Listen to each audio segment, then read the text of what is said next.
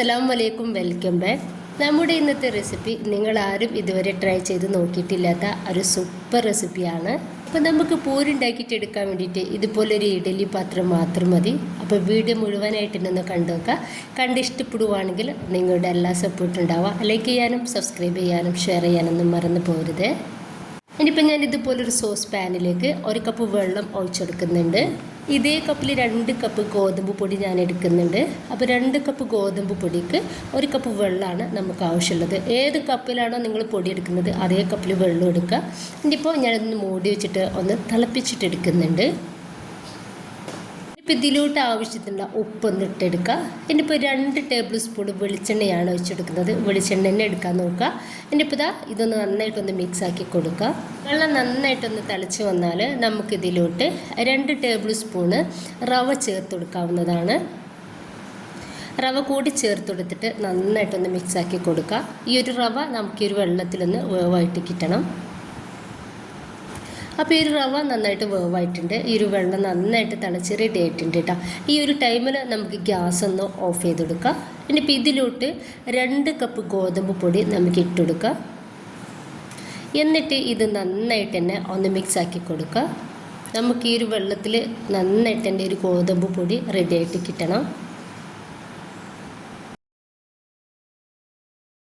നന്നായിട്ട് മിക്സാക്കി കൊടുത്തതിൻ്റെ ശേഷം നമ്മൾ കൗണ്ടർ ടോപ്പിലേക്ക് ഇട്ടിട്ട് ഒരു 5 മിനിറ്റ് ഒന്ന് കുഴച്ചെടുക്കുക.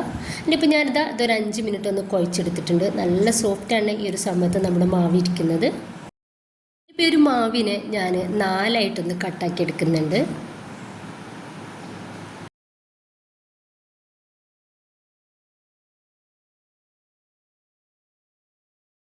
എന്നിട്ട് ഇത് ഓരോന്നും എടുത്തിട്ട് നമുക്ക് ഇതുപോലെ ബോൾസുകളാക്കിയിട്ടെടുക്കാം. 4 ഞാൻ ബോൾസാക്കി എടുത്തിട്ടുണ്ട്. ഇതിലോട്ട് കുറച്ച് ഗോതമ്പ് പൊടി ഇതുപോലെ ഒന്ന് തൂവി കൊടുത്തിട്ട് നമുക്ക് ഇതൊന്ന് പ്രസ്സാക്കിയിട്ടെടുക്കാം. എന്നിട്ട് നമുക്ക് ഇതൊന്ന് പരത്തിയെടുക്കണം.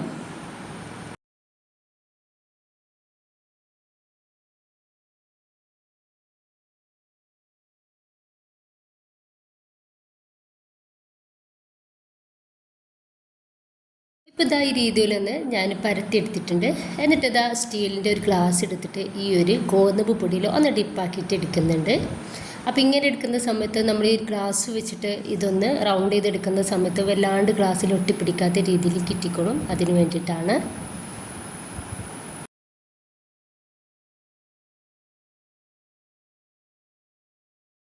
ഇപ്പം ഞാനിതുപോലെ ഒന്ന് റൗണ്ടാക്കി എടുത്തിട്ടുണ്ട്. ബാക്കി വന്നിട്ടുള്ള ഒരു മാവ് നമുക്കൊന്ന് എടുത്ത് മാറ്റാം.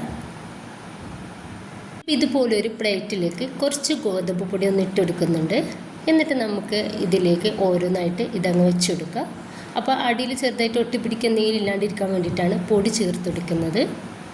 ബാക്കി ബോൾസുകളും നമുക്ക് ഇതുപോലെ തന്നെ ഒന്ന് റെഡിയാക്കി എടുക്കാവുന്നതാണ്. മുഴുവനായിട്ട് തന്നെ ഞാനിതൊന്ന് റെഡിയാക്കിയിട്ട് എടുത്തിട്ടുണ്ട്. അത്യാവശ്യം ക്വാണ്ടിറ്റി ഉണ്ട്. ഇത് നമുക്ക് 2 കപ്പ് ഗോതമ്പ് പൊടിയിൽ നിന്ന് ഒരുപാട് പൂരി ഉണ്ടാക്കിയിട്ട് എടുക്കാൻ വേണ്ടിയിട്ട് പറ്റും. ചെറിയൊരു തിക്നെസ്സേ ഉള്ളൂ കേട്ടോ, നന്നായിട്ട് തിക്കാവരുത്. ഇനിയിപ്പോൾ ഞാൻ നമ്മുടെ ഇഡലിൻ്റെ ആ ഒരു തട്ടുണ്ടല്ലോ അതെടുത്തിട്ടുണ്ട്. അതിലേക്ക് കുറേശ്ശെയായിട്ട് വെളിച്ചെണ്ണ സ്പ്രെഡാക്കി കൊടുക്കുകയാണ്. ഇത് ഓരോന്നായിട്ട് നമുക്കിതുപോലെ ഇഡലി തട്ടിലേക്ക് വെച്ചെടുക്കാം. അപ്പോൾ വെള്ളം നന്നായിട്ട് തിളച്ചിട്ടുണ്ട്. ഈ ഒരു സമയം നമ്മുടെ ഈ ഒരു ഇഡലി തട്ട് ഇതിലേക്ക് അങ്ങ് ഇറക്കി വെച്ചെടുക്കാം. നമുക്ക് ഇതൊന്ന് മൂടി വെച്ചിട്ട് ഒരു 2 മിനിറ്റ് നമുക്ക് ഒന്ന് ടൈമർ വെക്കാം ഫോണിൽ. ഒരു 2 മിനിറ്റ് നമുക്കിതൊന്ന് വേവിച്ചിട്ടെടുക്കാം. അതിലേറെ ഒരിക്കലാവരുത്. ഇപ്പോൾ ഒരു 2 മിനിറ്റ് ആയ സമയത്ത് ഞാനിതാ ഈ ഒരു മൂടി ഒന്ന് തുറന്നിട്ടുണ്ട്.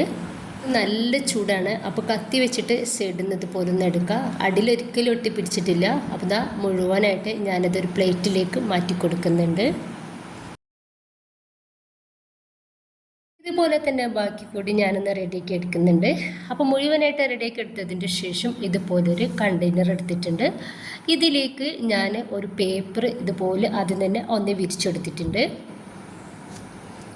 അപ്പോൾ ഇത് അത്യാവശ്യം വലിയൊരു പാത്രമാണ് എടുത്തിട്ടുള്ളത്. അപ്പോൾ നിങ്ങളുടെ കയ്യിൽ സിപ്പ് ലോക്ക് കവർ ഉണ്ടെങ്കിൽ അതും എടുക്കാവുന്നതാണ്. അതെല്ലാവരുടെ കയ്യിൽ ഉണ്ടാവില്ലല്ലോ, അതുകൊണ്ടാണ് ഞാൻ ഇങ്ങനെ കാണിക്കുന്നത്. എന്നിട്ട് ഓരോന്നായിട്ട് നമുക്കിതുപോലെ വെച്ചെടുക്കാം. എന്നിട്ട് അതിൻ്റെ മേലിലേക്കും നമ്മളിതുപോലെ കവർ വെച്ചെടുക്കാവുന്നതാണ്. വീണ്ടും അതിൻ്റെ മേലേക്ക് നമുക്ക് ഇതുപോലെ അടുത്തടുത്തായിട്ട് തന്നെ വെച്ചെടുക്കാവുന്നതാണ്. ലാസ്റ്റത്ത് കൂടെ വെച്ചെടുത്തിട്ട് അതിൻ്റെ മുകളിൽ പേപ്പർ വെച്ചെടുത്തിട്ട് ഈ ഒരു അടുപ്പ് നമുക്ക് നന്നായിട്ട് തന്നെ ഒന്ന് അടച്ചെടുക്കുക. ഒരിക്കലും എയർ കയറാത്ത രീതിയിൽ വേണം നമ്മളിത് അടച്ചെടുക്കാൻ വേണ്ടിയിട്ട്. ഇനിയിപ്പോൾ നമുക്കിത് ഫ്രിഡ്ജിലോട്ട് നമുക്ക് എത്ര ദിവസം വേണമെങ്കിലും സൂക്ഷിക്കാവുന്നതാണ്. ഒരിക്കലും എയർ കിടക്കാത്ത രീതിയിലാവണം ഇത് സൂക്ഷിച്ച് വെക്കേണ്ടത്. നമുക്ക് ഇഷ്ടമുള്ള സമയത്ത് നമുക്കിത് എടുത്തിട്ട് പൂരി റെഡിയാക്കിയിട്ട് എടുക്കാവുന്നതാണ്. ഇപ്പോൾ ഇതാ ഞാൻ ഇതിൽ നിന്ന് കുറച്ചെടുത്തിട്ട് ഒന്ന് ഫ്രൈ ആക്കിയിട്ട് എടുക്കുന്നുണ്ട്. നന്നായിട്ട് ചൂടായിട്ടുള്ള എണ്ണയിലേക്ക് വേണം നമ്മളിത് ഓരോന്നായിട്ട് ഇട്ടെടുത്തിട്ട് ഇതുപോലെ ഒന്ന് റെഡിയാക്കിയിട്ട് എടുക്കാൻ വേണ്ടിയിട്ട്. ഇപ്പം നമ്മുടെ ഒരു പൂരി നന്നായിട്ട് തന്നെ പൊളിച്ച് വരുന്നത് കാണാൻ വേണ്ടിയിട്ട് പറ്റുന്നുണ്ടാവും. ഈ ഒരു ടൈമിൽ നമുക്ക് തീ ഒന്ന് മീഡിയം ഫ്ലെയിമിലേക്ക് ഇട്ട് കൊടുക്കാം. എന്നിട്ട് നമുക്ക് ഇതൊന്ന് റെഡിയാക്കിയിട്ട് എടുക്കാവുന്നതാണ്.